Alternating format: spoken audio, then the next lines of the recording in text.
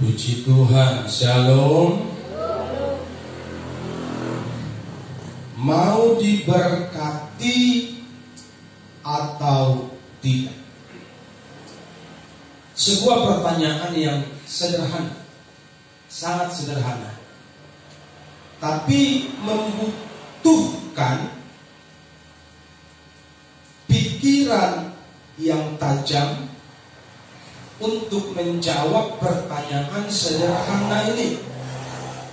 Kalau jujur ditanya siapa yang mau diberkati, pasti semua mau diberkati. Tetapi betulkah mereka mengerti, memahami cara untuk diberkati? Dan hari ini kita akan belajar bukan cuma mau diberkati, tapi harus mengerti cara bagaimana supaya diberkati di masa sulit. Haleluya. Kita belajar dari perempuan janda di Sarepta. 1 Raja-Raja 17 ayat 7 sampai 7 saya aja yang baca, umat Tuhan dengarkan.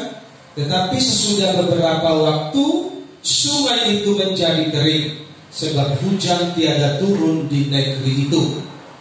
Maka datanglah firman Tuhan kepada Elia, bersiaplah, pergilah ke Sarepta yang termasuk wilayah Sidon, dan diamlah di sana. Ketahuilah aku telah memerintahkan seorang janda untuk memberi engkau makan.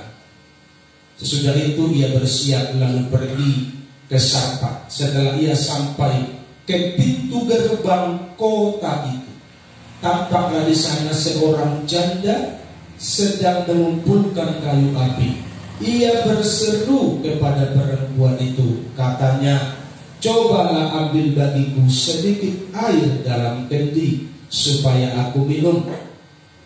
Ketika perempuan itu pergi mengambilnya, ia berseru lagi, cobalah ambil juga bagiku sepotong roti.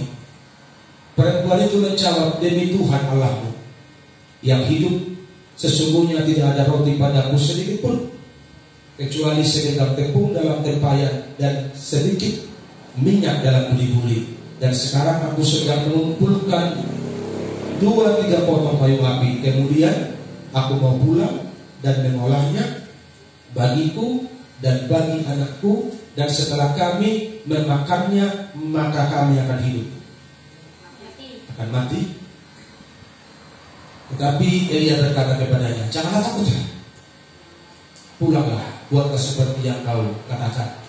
Tapi buatlah lebih dahulu bagiku sepotong roti bundar kecil daripadanya, dan bawalah kepadaku. Kemudian barulah kau buat bagimu dan bagi anakmu. Sebab beginilah firman Tuhan Allah Israel, tepung dalam tempayan itu tidak akan habis, dan minyak dalam buli-buli itu pun tidak akan berkurang sampai pada waktu Tuhan memberi hujan di atas muka bumi. Puji Tuhan. Ini perikop dari sambungan khotbah minggu kemarin. Saya waktu membaca dan merenungkan ini, hati saya agak geli. Kenapa geli umat Tuhan? Karena cerita ini agak menggelikan sebenarnya. Saudara bisa bayangkan, di tepi sungai kering Elia tinggal.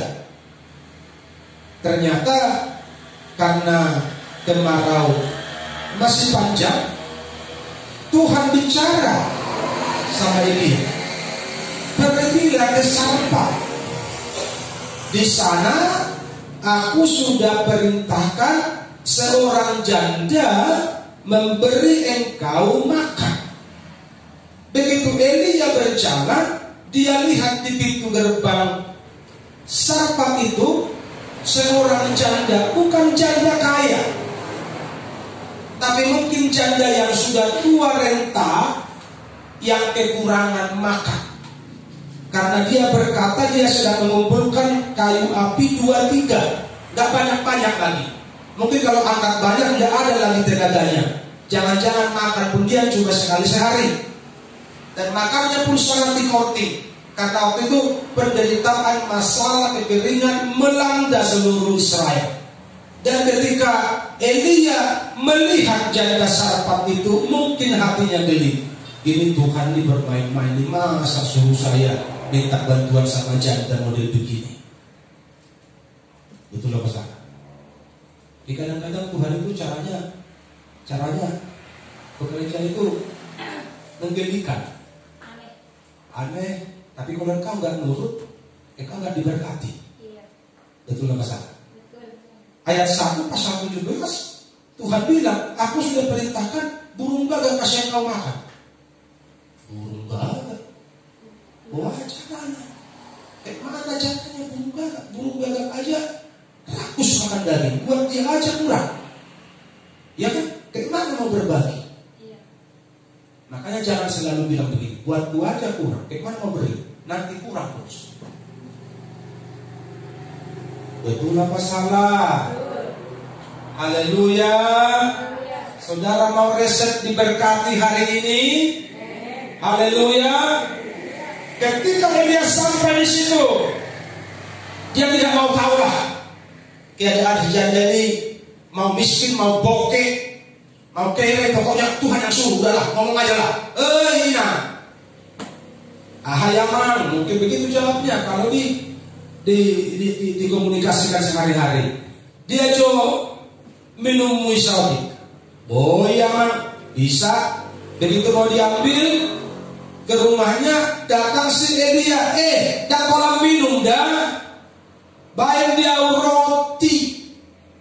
Saudara tahu apa perasaan si janda Sarfat ini? Sebenarnya dia emosi. Kalau saudara baca itu dia menjawabnya dengan emosi. Betul nggak? Roti dong ini menang ada dia roti, nggak ada rotiku. Kami nggak punya kecuali sedikit tepung, sedikit minyak. Habis sekolah ini ku makan sama aku, dan setelah ku makan ini makan nama. Saudara kalau bilang begitu dengan lembut atau dengan emosi? Namanya lagi nggak punya, disinggung, dia tersinggung banget ya. Makanya kalau saudara nggak punya, disinggung orang jangan tersinggung. Kecil kali adanya. Haleluya. Ketika kau nggak punya, disinggung orang, kau harus bilang begini, amin, supaya berkatnya cepat datang. Haleluya. Dia agak sedikit emosi. Demi Tuhan Allahmu. Dia bilang, demi Tuhan Allah, tidak ada pada roti. Untung dia bukan orang Batak. Kalau dia orang Batak, aku rasa sobat naik melempar ke dia. Kan begitu kan? Mancing emosi aja kalau ini pohon apa usul begitu. Asang-asangnya selalu napugos. Hari ini kita punya Tuhan yang kaya. Kita punya Tuhan yang ajaib. Kita punya Tuhan yang punya segala macam cara dan lalu banyak cara untuk memberkati orang yang sungguh-sungguh hati mencarinya. Haleluya. Yang penting rumusnya, resepnya kita kuasai hari ini. Dan apa rumusnya, cara untuk diberkati? Yang pertama, kau harus menabur. Ketika perempuan itu pergi mengambil dari bersuruh lagi, cobalah ambil juga bagiku sepotong roti. Perempuan itu menjawab, demi Tuhan Allahmu yang hidup, sesungguhnya tidak ada roti padaku sedikit pun, dan aku bersedia. Manggil museho, minta lagi kau. Kecuali segenggam tepung dan minyak sedikit dalam buli-buli. Intinya yang sedikit ini aja buat mereka berdua pun sudah tidak cukup lagi. Tetapi Elia menyuruh, Elia memaksa mereka untuk menabur di masa sulit. Dan ini problem yang paling sulit. Tapi kalau engkau menurut, engkau mau melakukan, engkau akan diberkati Tuhan. Haleluya. Jadi bagaimana caranya? Coba pegang dulu ini. Pegang dulu otakmu ini. Pegang otakmu. Jidat. Apa jidat mulai. Karena ini musuh yang paling besar. Hiram. Apalagi ibu-ibu, mulai persediaan itu stres. Oh. Jadi, haleluya. Engkau hidup bukan dari pikiranmu, bukan dari hasil pikiran. Engkau hidup dari firman Tuhan. Haleluya. Engkau hidup dari perkataan Tuhan. Amin. Tuhan bilang lewat Elia, tepung dalam tempayan itu gak habis, minyak dalam buli-buli itu tidak habis. Saudara cari rumusnya dimanapun, tak mungkin ada. Yang namanya kalau dituangkan, yang ada di sini pasti berkurang. Yang namanya beras di rumah saudara, kalau saudara masak tiap hari, sebanyak apapun berasmu kalau dimasak tiap hari pasti habis. Betul begitu? Tapi ini firman Tuhan bilang, tepung dalam buli-buli, dalam tempayan itu gak habis, minyak dalam buli-buli itu gak habis. Pertanyaannya, you percaya apa tidak? Haleluya. Kan di sini masalah kita. Di sini persoalan gereja hari-hari ini. Makanya iman anak Tuhan, iman orang percaya sulit bertumbuh karena iman gereja hari-hari ini didasari oleh iman Thomas. Iman Thomas yang merasuk gereja di akhir zaman ini. Ikon dibere ase Hosea. Harus dilihat baru percaya. Kalau janda sarpat berkata begini, kulihat dulu baru pas kau makan, percayalah dia akan seperti yang dikatakannya. Setelah dia olah tepung dan minyak itu, mereka makan dan mereka akan mati. Dan hari ini engkau jangan mau mati, apalagi mati karena kelaparan. Sebab Yehova Jireh, Tuhan yang kau percaya, dia punya banyak persediaan untuk memberkati engkau. Yang penting menabur dulu di masa sukar ini. Haleluya. Adong tetangga, keluarga yang kekurangan beras yang kau punya, beras bagi. Gak ada yang aneh. Halo, masih bersama saya jemaat Tuhan. Apa biar kau kurang puro-puromi? Tahan-tahanlah supaya habis. Itulah masalah. Ini resep yang kukasih ini sama saudara agak sulit memang ya. Agak sulit menjalankannya. Tapi kalau engkau mau menuai, kalau engkau mau diberkati, engkau harus menabur. Haleluya. Haleluya. Mungkin si janda sarpat ini pun memberikannya kepada Elia sudah dengan terpaksa, karena otaknya pasti berpikir, buat kami aja kurang, kau minta lagi, tapi sudah lah, ku kasih aja lah. Jadi tahu saudara, namanya korban itu harus sampai sakit hatimu mau memberikannya, karena itu yang paling kau sukai, itu yang kau punya, tapi itu yang harus kau relakan. Itu namanya korban, dan itulah yang dikenan Tuhan. Amin. Kenapa Abraham dikenan Tuhan? Karena harta yang paling mahal buat Abraham adalah Ishak, bukan hartanya. Iya. Betul apa salah? Betul. Itu yang termahal.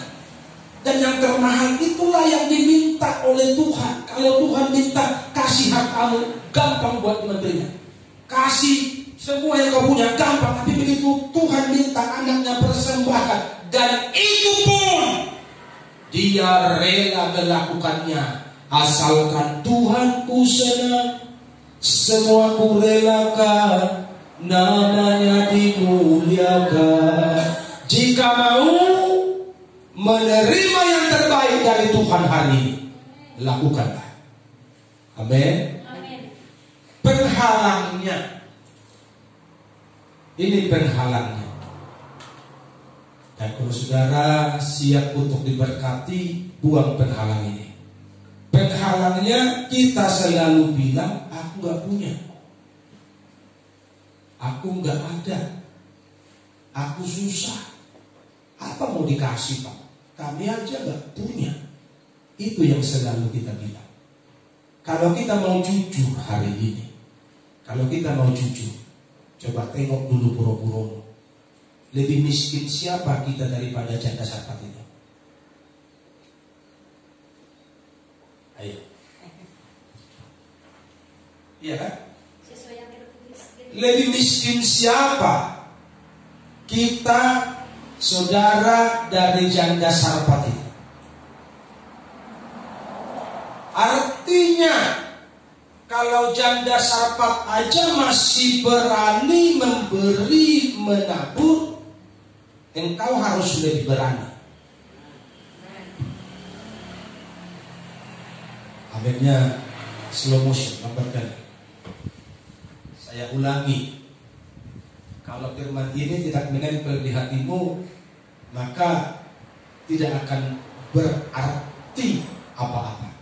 Kalau janda sarpat yang modalnya cuma tinggal di kufok, habis dimakan mati karena bekal besok nggak ada, menabur nggak bisa karena musim kering, nggak ada panen, nggak ada sama sekali persediaan, nggak ada deposito, nggak ada uang, nggak ada emas di rumah. Kalau saudara mungkin masih ada kali kalungmu di rumah kan, masih ada gelangmu di rumah, emas batangan di rumah, atau emas bongo lah kalau nggak ada emas batangan lagi. Artinya secara ekonomi kita masih lebih berada dari janda sarpat. Dan kalau janda sarpat berani menabur, maka engkau harus berani supaya firman Tuhan digenapi. Haleluya. Jadi singkirkan pola pikir kami gak punya. Singkirkan pemahaman kami orang miskin. Orang miskin pun bisa yang memberkati. Ini semua soal hati. Orang kaya pun tidak bisa memberkati kalau hatinya nggak benar. Betul apa salah? Orang kaya hanya bilang begini, kasihan kali kau. Pulanglah ya, nanti aku berdoa biar Tuhan tolong kau. Padahal Tuhan sudah suruh dia menjadi saluran pertolongan. Tapi karena dia pelit, dia bilang aku nanti doa ya biar Tuhan tolong. Doa lah kau suruh begini. Ayo dengar Tuhan doa macam begitu. Itu kalau salah. Kalau bisa bantu jangan pakai doa. Haleluya. Dan untuk berbuat baik tidak perlu berdoa. Haleluya. Untuk berbuat baik nggak perlu pakai doa.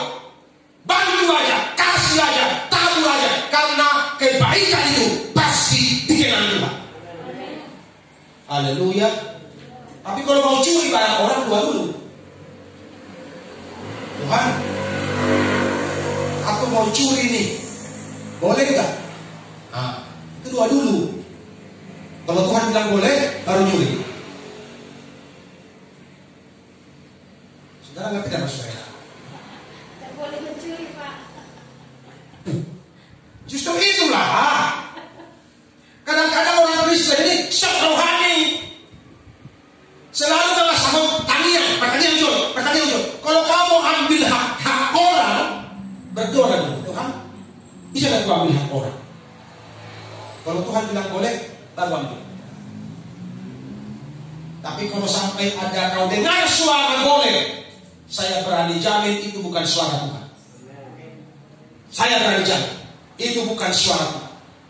Tapi kalau untuk melakukan kebaikan, jangan berdoa, Tuhan aku mau berbuat baik, boleh gak Tuhan? Nanti akan kau dengar suara. Gak usah. Itu bukan suara Tuhan. Itu bukan suara Tuhan. Ya. Haleluya. Tuhan aku mau menolong saudaraku. Jangan, dia kan pelit. Kau akan dengar suara itu. Pastikanlah itu bukan suara Tuhan. Haleluya. Jadi gampang dia mau dengar suara Tuhan. Gampang kali. Bikin aja terus kebaikan tiap hari, kau akan dengar suara Tuhan atau suara setan. Kalau kau terus berbuat baik, walaupun orang menyakiti kau, tanda yang kau dengar suara Tuhan. Tapi kalau kau kemarin kan udah, jangan lagi, gak usah bantu, gak usah. Kalau kau dengar suara gak usah itu, berarti bukan suara Tuhan. Haleluya. Karena bukan roh kebaikan. Makanya Jangan selalu bilang aku berdoa dulu ya. Tuhan bilang apa? Itu mah lagu lama. Haleluya. Di sini nggak usah pakai begitu ya. Kalau mau berbuat baik, pahala. Buruan, gak usah pakai doa. Haleluya. Ingat, jangan selalu kita bilang nggak punya. Janda Sarfat itu pun dia masih punya. Yang dia punya apa? Segenggam tepung, sedikit minyak. Dan Tuhan bekerja lewat yang sedikit itu. Amin. Katakan amin. Amin. Tuhan bekerja lewat yang sedikit itu, yang ditabur itu. Bukan lewat sedikit yang ditahan. Betul apa salah? Betul. Tuhan bekerja lewat sedikit yang ditabur itu. Persediaan bekal yang sedikit itu ketika ditabur, Tuhan bekerja. Kalau dia tahan, maka Tuhan tidak pernah bekerja. Jadi kalau tahu tahan, Tuhan tidak akan bekerja. Saudara tahu siapa yang bekerja? Belalang pelahap, belalang pelompat, belalang pemilik yang menggerogoki mata pencaharianmu. Itu yang bekerja. Kenapa? Karena engkau tahan. Lebih kali, Pak. Benar, ayat bilang begitu. Itu apa salah? Haleluya.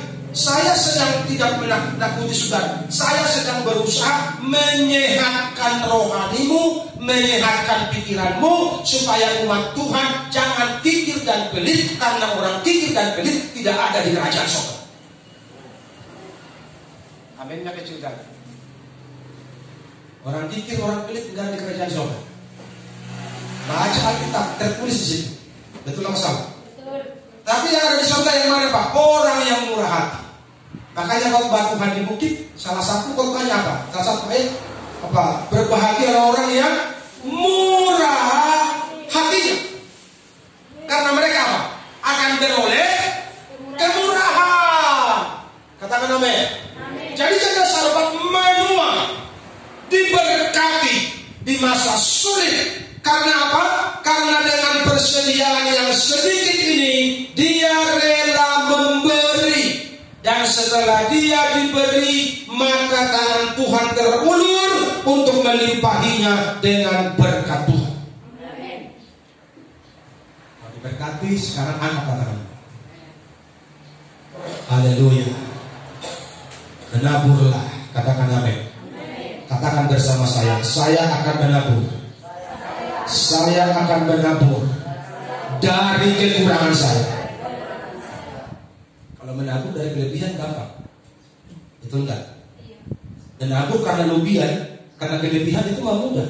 Tapi kalau menabur dari kekurangan, ini membutuhkan keberanian. Makanya tadi aku bilang pegang dulu jidatmu ini, karena ini musuhmu yang paling besar. Nanti akan ada suara begini. Sudah dokter di depan kita ya. Itu nggak masalah. Akan ada suara begitu di hatimu. Apa yang gak dibilang pendeta aku itu? Emangnya khotbah ya begitulah. Aku kan yang tahu hidupku. Kalau kau ikuti ucapan itu, pastikan itu bukan suara Tuhan. Halo? Betul apa salah? Kalau kau dengar suara itu, apa yang gak dibilang pendeta aku itu? Pastikan itu bukan suara Tuhan. Tapi kalau kau dengar begini, ayo nurut, lakukan. Walaupun sulit, kerjakan. Itu suara Tuhan. Haleluya. Kita masih punya. Jadi jangan kita bilang hari ini nggak punya. Masih punya. Kita masih punya tanah, masih punya ladang, masih punya rumah yang punya rumah, betul nggak? Masih punya angkot yang punya angkot. Tapi kita dekat Tuhan ya. Kita masih punya kereta, betul apa salah? Berarti kita orang-orang kaya dulu begitu. Dibanding janda Sarfat. Jangan sampai janda Sarfat lebih murah hati dari kita. Yang kedua,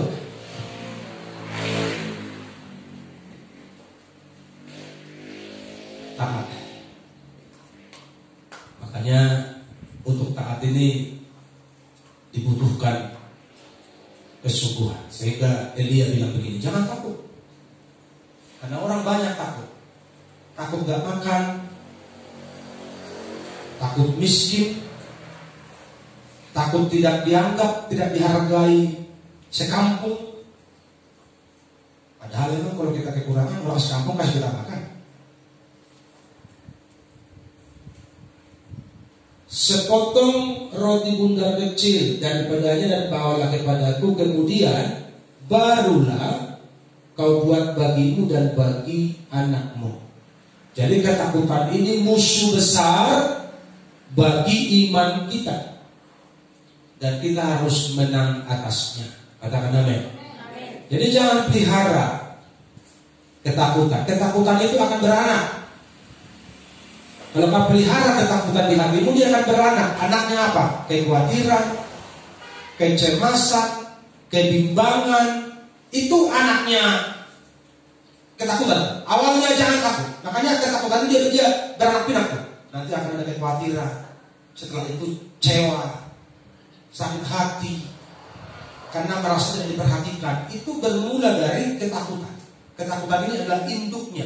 Makanya dia bilang jangan takut. Kalau kau takut akan timbul kecemasan. Kalau sudah timbul kecemasan, pikiranmu akan kacau.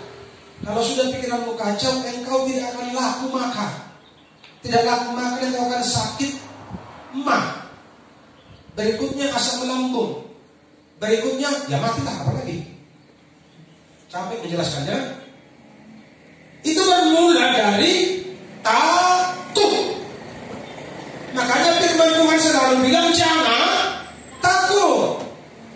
Haleluya. Siapa yang takut hari-hari ini? Jangan pernah takut. Oh tidak takut, sebab kau besertaku.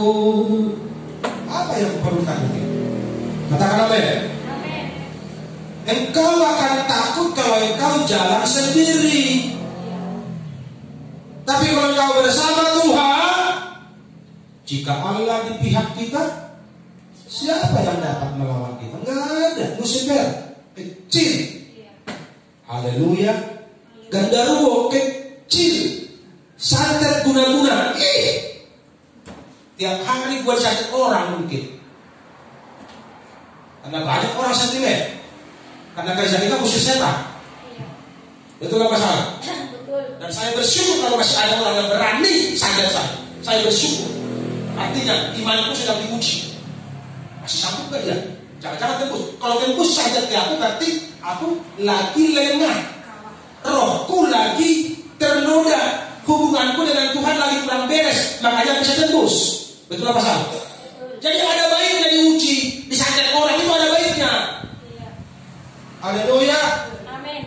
Kalau kau sakit orang bagus. Kalau kau tumbang, cepat-cepat ke saya. Biar aku habiskan itu. Haleluya. Haleluya.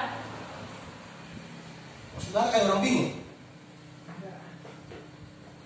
Harusnya sarapan kita pagi santet. Sarapan kita sore guna-guna. Makan siang Lucifer.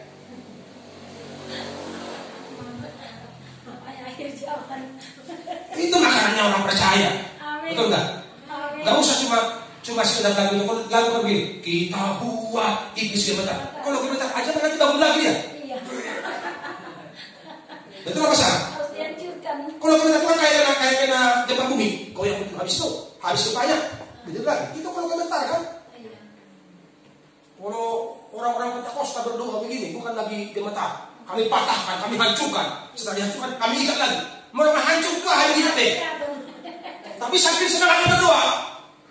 Itulah semangatnya orang Pentakosta. Kami patahkan, kami hancurkan. Setelah hancur, kami ikat. Nggak ada lagi mau ikat, udah hancur. Itu saking berkobar-kobarnya api yang menghancurkan iblis. Kami patahkan, kami hancurkan, kami ikat. Haleluya. Pokoknya terserah, Tuhan tahu. Hatinya kan begitu. Iya. Tujuannya kemana? Jadi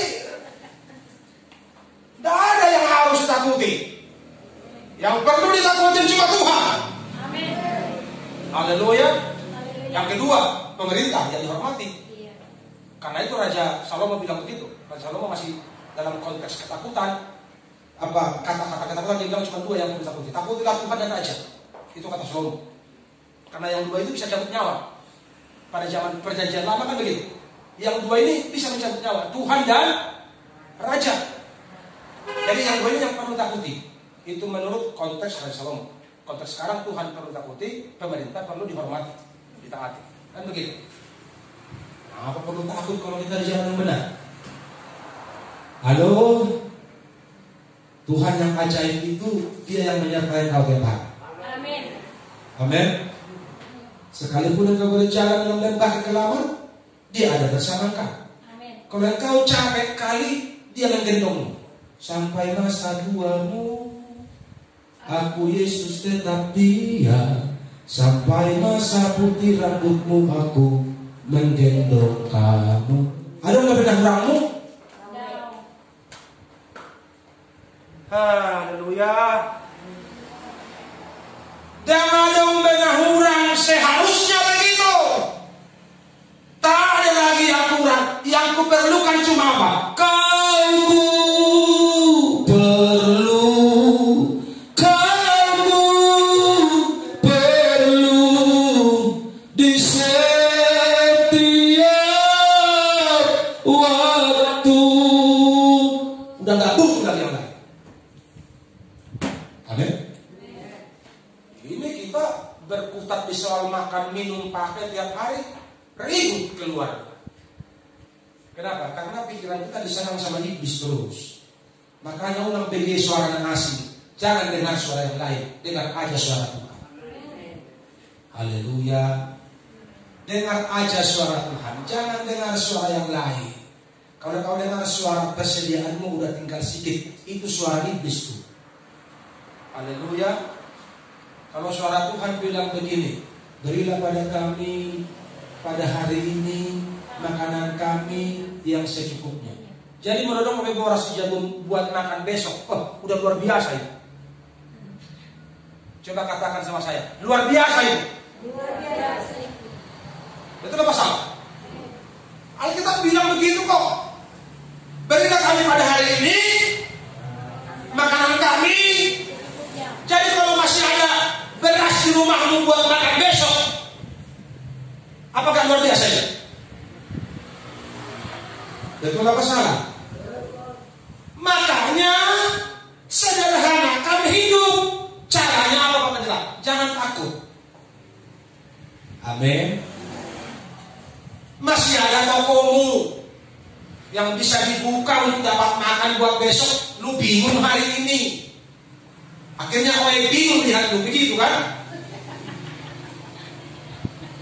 Jangan-jangan Tuhan juga bingung. Ladangmu yang mau dikerjakan. Tahu saudara, kalau mau bahasa kasarnya, nggak ada beras, batang disangibe, dijali-jali, direbus, dipangan, mengunduh. Betul apa sah? Iya, ada kekurangan. Betul nggak Pak Jenderal? Ada orang yang kurang pisang itu. Tengah-tengah pisang itu, mau pisang barangan, mau pisang kepok, mau pisang apa aja. Kalau kita nggak ada beras, itu kita tebang, kita jali-jali tuh. Rebus pakai air sehat. Berapa nanti kita? Sayur rebus. Betul nggak? Haleluya. Kayak bingung saudara kan? Alanya bingung. Napa tabu hudo ngolum sanelemo. Pengen manja kok terus doa Tuhan. Pengen manja kok sama Tuhan. Yang begitu sudah main dikatakan apa? Haleluya. Saya pernah cerita sama saudara teman saya waktu dia merintis pelayanan. Nggak ada jemaah, yang ada cuma gedung gereja. Gedung ini pun karena bekas peninggalan yang punya, jadi kosong, dikasih dia tuh kalau di situ. Nggak ada jemaah, nggak ada uang. Tahu saudara apa yang dia buat? Nggak ada tanah untuk tanam tanaman karena kecil. Tetangga punya pohon paya. Tiap malam dia ambil satu yang muda itu. Besoknya dia puasa. Dia selalu puasa tiap hari. Berbuka ini dicincang, direbus, dimakan, buka puasa sama air putih. Gak ada gula, sedikit manis. Sampai sekarang hidup kok. Iya. Ada amin. Amin. Haleluya. Haleluya. Tak usah ku takut. Ini kita masih punya ladang kok. Digadu-gadu, aduh berapa bahasa sini. Dibatangi, kalau ditanami digadu-gadu, di bentengnya itu kau tanam ubi, kau tanam sayur, kau enak makan minum tiap hari. Itulah masalah. Jadi kenapa kita khawatir? Kenapa kita bingung? Kenapa mau cari Tuhan aja berat kali? Ini musuhnya yang perlu diberantas. Haleluya. Haleluya. Ini cara hidup simpel diberkati secara masuk surga. Itu yang gua ajari sama saudara. Amin. Apalagi kalau sudah gak ada lagi anak bayi di rumah kita. Gak makan pun gak apa-apanya, puasa aja. Itulah pasal. Kecuali kalau masih ada anak bayi, masih pertumbuhan, mereka perlu susu. Itu pun kalau sampai gak ada air putih pun dikasih hidupnya. Amin. Amin. Ini masa-masa sukar begini, kita harus persiapkan diri untuk menghadapi kondisi yang paling sulit sekali. Amin. Amin. Makanya jangan manjakan dirimu. Iya. Haleluya. Haleluya. Haleluya. Jangan manjakan dirimu. Bila perlu, kalau sampai sudah tidak ada lagi, jangan seperti perempuan janda Sarfat itu. Habis kebakaran ini kayak mati. Kayaknya nggak pusing, dia mati. Itu kan kalau dia mati. Sampai seperti itu. Artinya tidak ada yang perlu dikhawatirkan.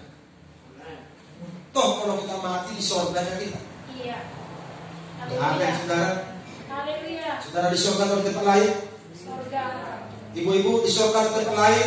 Surga. Haleluya. Haleluya. Asal nang surga ibu-ibu, asal surga ibu-ibu, inang-inang kuna manjabirida. Amin. Haleluya. Haleluya. Jaga hati, jaga mulut. Iya. Asal surga. Amin. Ada tempat lain khotbah begini bisa disuruh pulang kan ditanya. Makanya Pak.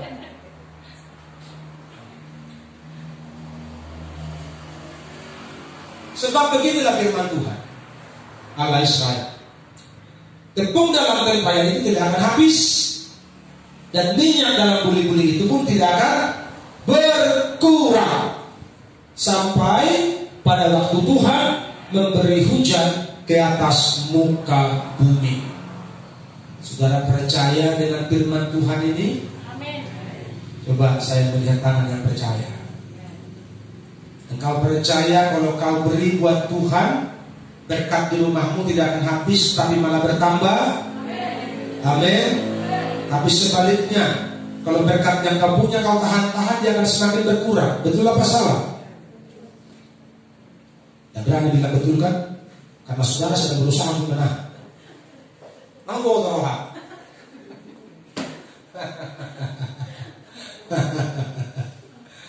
Pertanyaannya, percaya atau tidak? Ini, dengar baik-baik.